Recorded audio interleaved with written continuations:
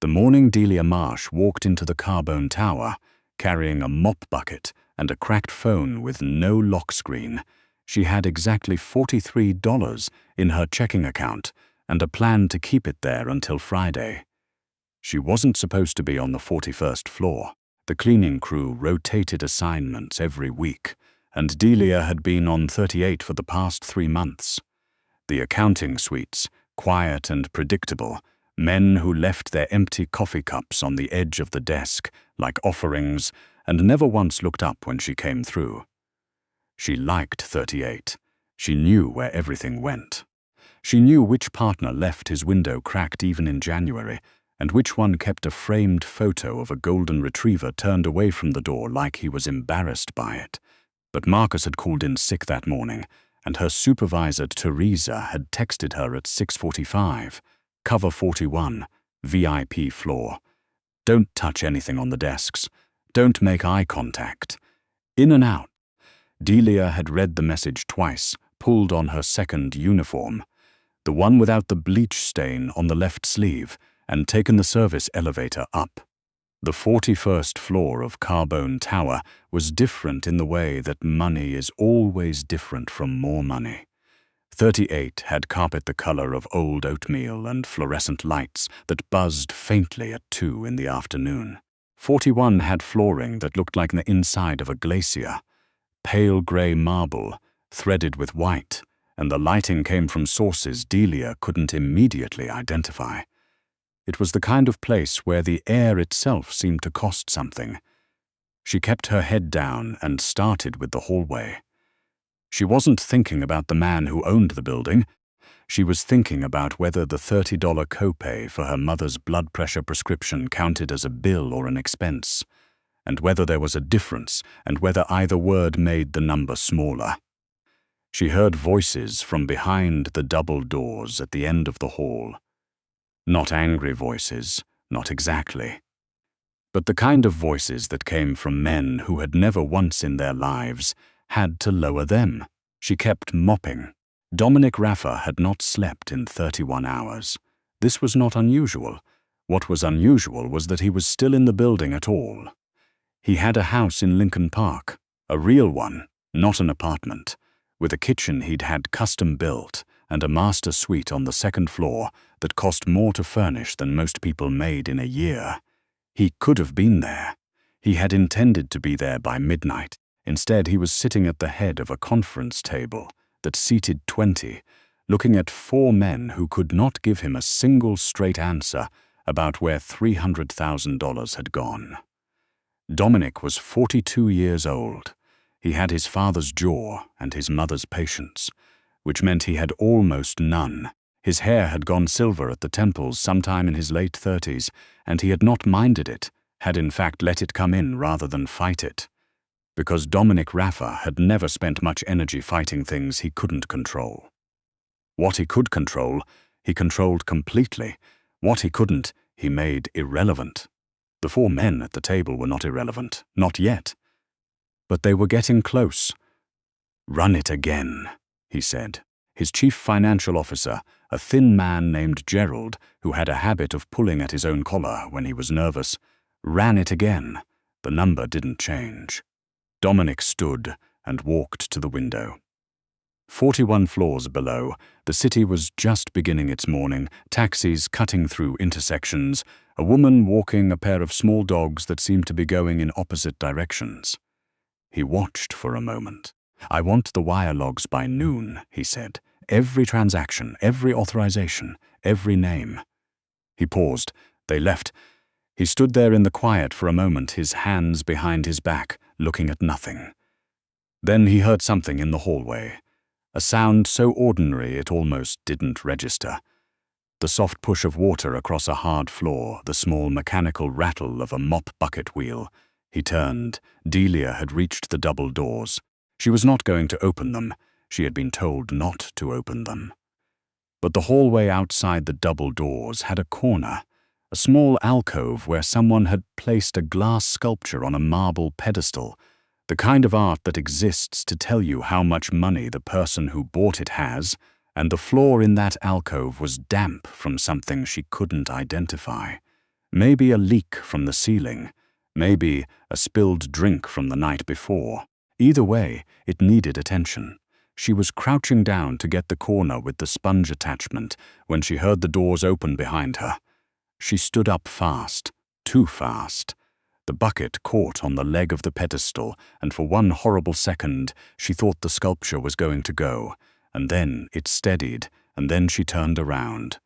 The man standing in the doorway was in a white dress shirt with the sleeves rolled to the elbows. No jacket. She could see a tattoo on his left forearm, something dark and intricate, letters she couldn't read at this distance.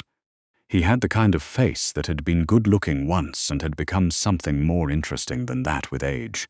He was looking at her the way people in this building usually didn't look at her. Not through her, at her. "You're not Marcus," he said.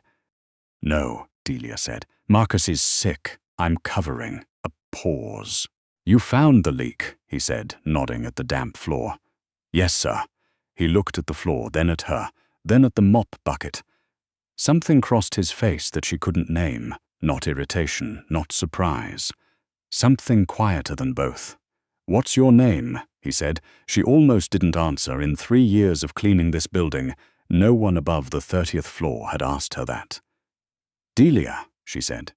He nodded once, like he was filing it somewhere, and went back through the doors. Delia stood there for a moment in the alcove, holding the sponge attachment, her heart doing something stupid and irregular in her chest. Then she finished the floor and went back to the service elevator. She didn't think about it again for 4 days. She had other things to think about. Her mother, Arlene, had been on a waiting list for a specialist since February, and the appointment kept getting pushed. The apartment they shared in Pilsen had a radiator that worked on its own schedule, which mostly meant it didn't work, and Delia had been sleeping in 2 layers for the past 3 weeks. She was also picking up a second shift at the diner on Halsted 3 nights a week, bussing tables from 6 to close, because $43 was not a number you could sit still with. On Thursday evening, she was in the diner's back room, eating a bowl of soup that the cook had set aside for her. He always set something aside. A quiet man named Theodore, who had been cooking for 30 years and seemed to regard feeding the staff as a personal duty, when her phone buzzed with an unknown number. She let it go to voicemail. A minute later, the voicemail notification appeared. She played it. "This is a message for Delia Marsh. Please call back at your earliest convenience. This call is from the office of Dominic Raffa." She played it again. Then she sat there with the soup going cold in front of her, trying to decide if this was the kind of thing a person returned. She called back the next morning. A woman answered, efficient, pleasant, revealing nothing. She told Delia that Mr. Raffa's office was offering her a position, private household staff, his residence in Lincoln Park, full-time benefits, a salary that Delia had to ask her to repeat because she was certain she'd misheard. She had not misheard. "Can I ask?" Delia said carefully. "Why?" "Mr. Raffa was impressed with your work at Carbone Tower," the woman said. "He has specific standards for his household stim and he believes you would meet them." Delia thought about the alcove, the damp floor, the crouching, the bucket. "He watched me mop," she said. "He observed your attention to detail," the woman said, in a tone that was professionally neutral but contained, somewhere far beneath the surface, the faint outline of a smile. The house on Burling Street did not look like what she expected. She'd been expecting something loud. The way money usually announced itself in this city, all glass and sharp angles, the architectural equivalent of a firm handshake. Instead, the Raffa house was a 3-story greystone set back from the street, its facade the color of old pewter, its front steps worn smooth in the center from decades of foot traffic. There were flower boxes on the second-floor windows, empty now in late October, and a wrought iron fence along the front that needed repainting. It looked like a house where someone actually lived. She went around to the side entrance, as instructed. A man named Bertrand, 60s, short, with the bearing of someone who had been running households since before Delia was born, met her at the door and showed her around. The kitchen was at the back of the floor, large and well-equipped, with a professional range and a butcher block island that had been worn pale by years of use. The rest of the staff was small. Bertrand managed the household, a woman named Sandra handled the laundry and the linens, and two men whose names she was given, but whose actual function she understood only vaguely handled things related to security and logistics, which she translated privately as "don't ask." Her job was the house. Cleaning, organizing, managing the supply of whatever the household needed, coordinating with Bertrand. She did not see Dominic Raffa on her first day, or her second. On her third day, she was in the kitchen early. She'd come in at 7 to reorganize the pantry, which had been stocked by someone who clearly believed that having 4 different kinds of hot sauce, but no chicken stock, was an acceptable arrangement. When he came in, he was already dressed, dark suit, no tie, coffee cup in hand that he immediately refilled from the pot she'd made an hour earlier. He looked at the pantry, which was now arranged by category with a handwritten label system she'd created on index cards, and then he looked at her. "You do this," he said. "The labels are temporary," she said. "I can change the system if you have a preference." He picked up one of the index cards. "Read it." "Grains," he said, reading aloud. "Yes, there were no grains before. There's rice, 3 kinds of pasta, and oats. They were in different places. It seemed like they should be together." He set the card down and looked at the pantry for another moment.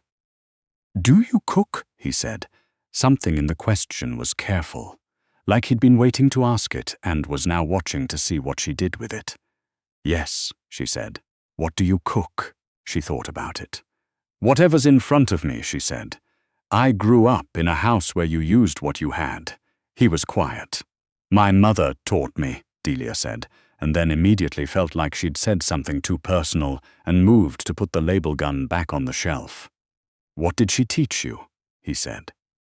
She turned back. He was looking at her with an expression that wasn't casual at all, even though his voice was, like the question mattered in a way that had nothing to do with cooking. "She taught me that you can taste the difference between food made in a hurry and food made with time," Delia said. She said anyone can follow a recipe. It's different when you actually care. Something shifted in his face. She couldn't name it. It was fast, a flicker, like a light from another room glimpsed through a closing door. And then it was gone, and he was looking at the pantry again, setting the coffee cup on the island. "I have people here Friday evening," he said. 8 o'clock, dinner for 12. Bertrand will give you the guest list and the dietary restrictions. He picked up his coffee cup and walked out. Delia stood in the kitchen for a moment. Then she opened the pantry and started taking inventory. She found out about him the way anyone found out anything these days, which was that she looked him up on her phone, and the internet told her everything and nothing. Dominic Raffa, 42, CEO Raffa Capital Partners. Real estate, private equity, various municipal contracts throughout the greater Chicago metro area, known for his insular management style and significant charitable contributions to several Southside community organizations. There were photographs. Him at charity galas, always in the same posture, shoulders back, expression controlled, never quite smiling. Him outside a courthouse a few years ago. Something about a city contract dispute that had been settled out of court. Him shaking hands with the mayor at a ribbon cutting for a community center in Bridgeport. And then there was the other layer, the one that lived in local blogs and true crime forums and the comment sections of certain news articles that had been carefully written to imply a great deal without stating it directly. The Raffa family had been in Chicago for 3 generations. Her grandfather had come over from Calabria, and certain things had come with him, and they had not entirely gone away. Delia read through 3 pages of this, and then put her phone down. She thought about the pantry, the index cards, the way he'd looked at her when she said her mother had taught her. Then she went to bed, because she had to be up at 6:30, and she didn't have the luxury of being scared of things that hadn't happened yet. The Friday dinner was for business. She knew that before Bertrand finished reading her the guest list, 4 were names she recognized from the financial news. 2 were city officials whose presence she noted and decided not to think about too hard, and the rest were associates whose connection to anything she couldn't immediately trace. She spent Thursday prepping. She made stock from scratch because she always made stock from scratch, and because the alternative was that box stuff that her mother had once referred to as salty water with ambition. She built out a menu: roasted mushroom soup to start, slow-braised short ribs with root vegetables, handmade pasta that she'd learned from her mother's friend Concetta, who had lived 2 floors above them in the building on 47th, and had opinions about pasta that were practically theological. The pasta took 2 hours. She didn't mind. What she minded a little was the way the 2 security men kept appearing in the kitchen doorway and then disappearing, like they were monitoring something and weren't sure whether she was the thing to monitor. She ignored them. You couldn't cook with someone watching you like that unless you got good at pretending they weren't there, and Delia had gotten very good at that in a lot of different situations. Dinner service was smooth. Bertrand ran the front of the house. Delia ran the kitchen. She heard voices but not words. She heard laughter once, a single, surprised sound that came from the direction of the dining room, and she couldn't have said why, but she thought it was his. At the end of the night, when the guests had gone and Bertrand had begun the systematic dismantling of the dining room, she heard footsteps in the kitchen hallway. Dominic Raffa came through the door. He still had his jacket on. The dinner had been formal, and he looked formal in the way that formality sat on him easily, without effort, like a second posture. He stopped at the island. She was packing up the remaining food. There wasn't much, and she waited.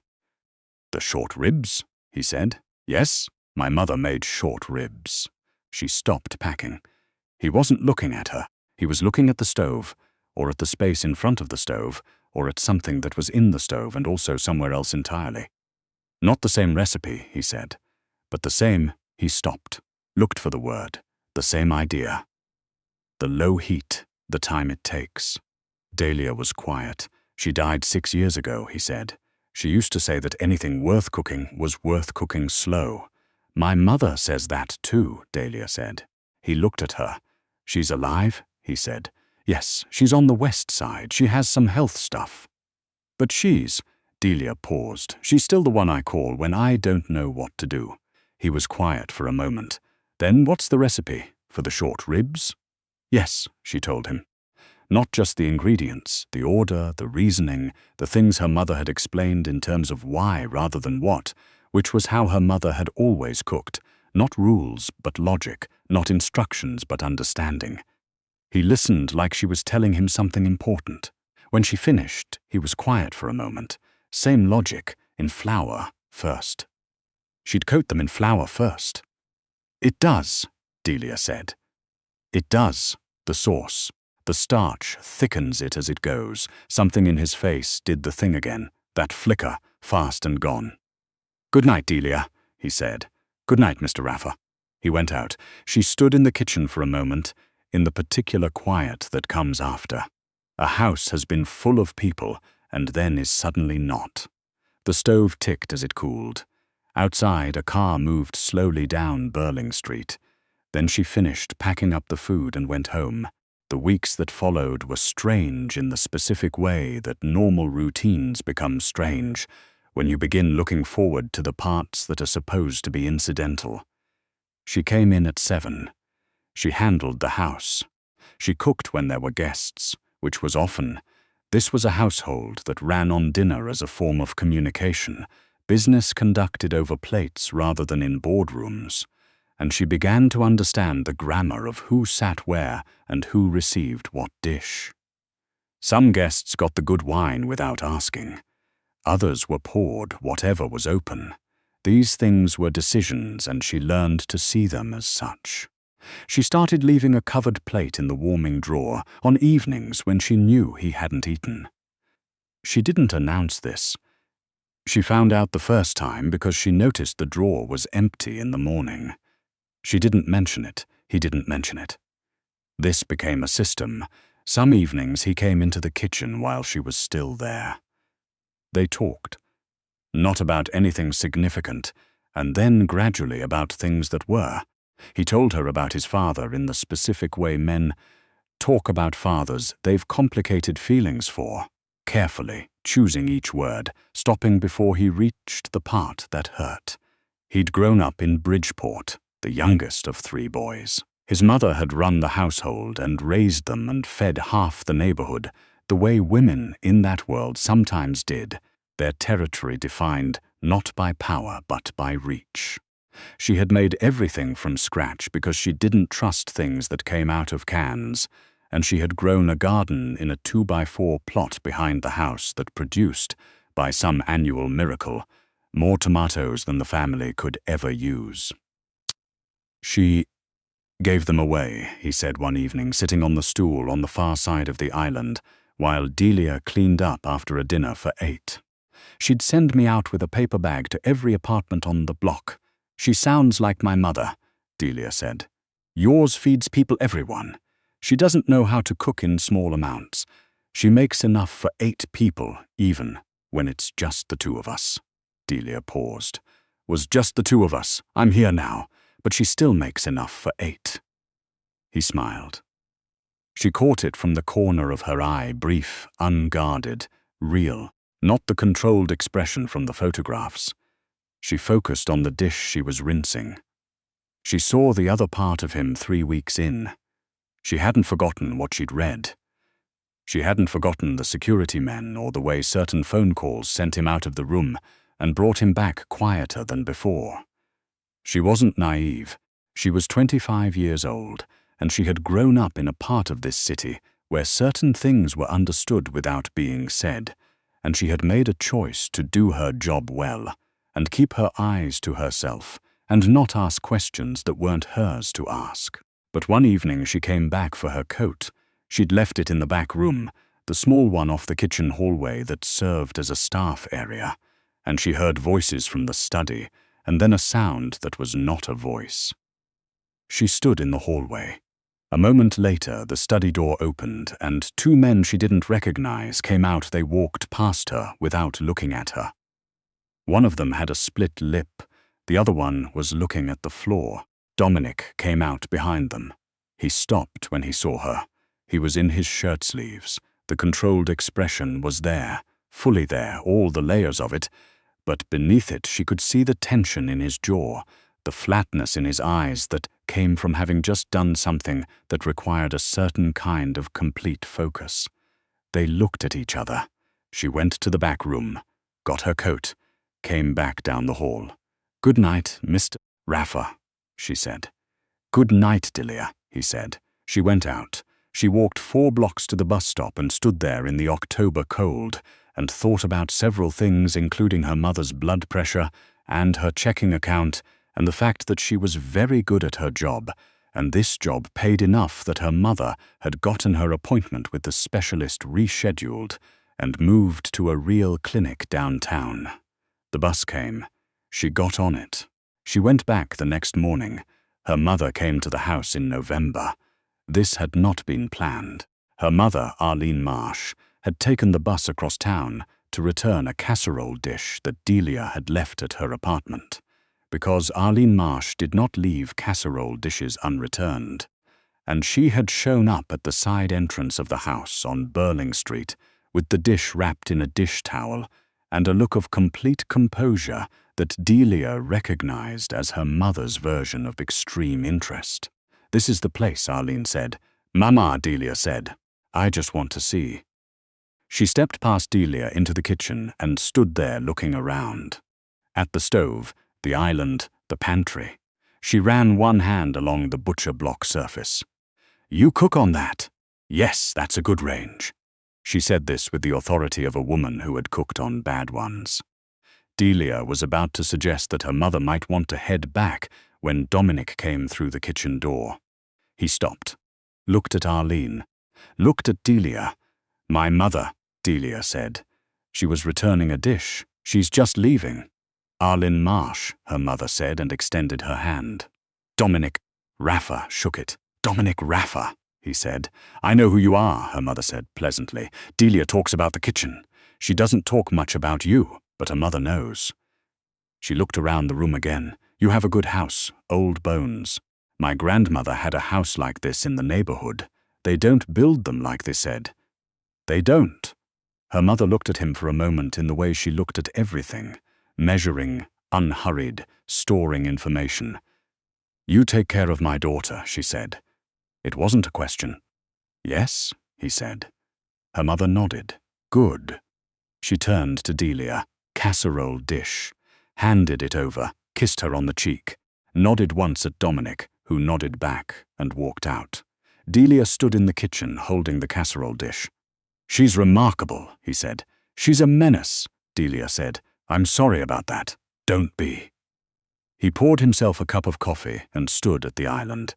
"Your mother taught you to cook," he said. "It wasn't a question." "Yes." "Mine taught me that the kitchen is the only room in a house where rank doesn't matter. Whoever feeds you is the one in charge."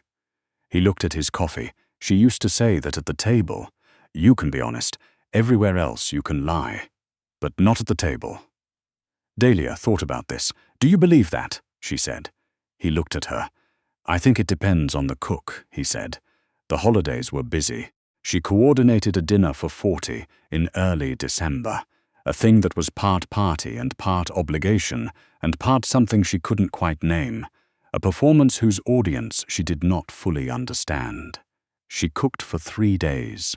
She made her mother's sausage stuffing and a turkey that she brined for 24 hours in a brine her mother had taught her, and a cranberry sauce that she made from scratch with orange zest, and a splash of something amber that she found in the back of the liquor cabinet, and that she was fairly certain was extremely expensive brandy.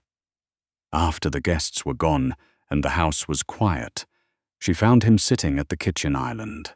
She had never seen him sit there before. He was always in motion in this house, through, toward, away from, always in transit between one thing and another. He was sitting with his hands flat on the butcher block.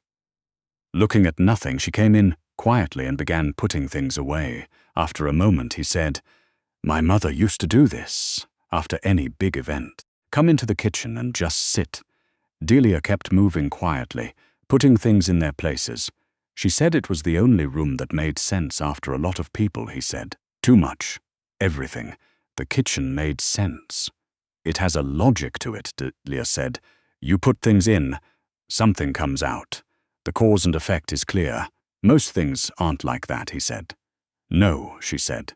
"They aren't." She put the last dish away and turned to face him. He was looking at her, not the way he looked at guests or at his men or at documents. The controlled expression was there, but the edges of it had gone soft, the way things go soft when a person is too tired to maintain the distance they usually keep. "Delia," he said. "Mr. Raffa, you've been in this house for 2 months. Almost 3, she said. "And you've never once asked me anything you weren't supposed to ask." She was quiet. "Most people," he said, "can't do that. They either ask, or they pretend so hard not to ask that the pretending becomes its own kind of noise." He looked at his hands on the butcher block. "You're just quiet. You do your work. You feed the house." He paused. "It's what my mother did." Something in Delia's chest tightened. "I'm not your mother," she said. "No," he said. "You're not." He stood. He was taller than her by a significant margin, and when he stood up in the kitchen it made the room feel different, like the proportions had shifted. "I'm aware of what you are," he said, "and I'm aware that the situation in this house is complicated, and I would not ask you to be in the middle of anything that put you at risk." She looked at him. "But I'd like you to stay," he said. "In this house. In this." He stopped. "No," she said. He looked at her.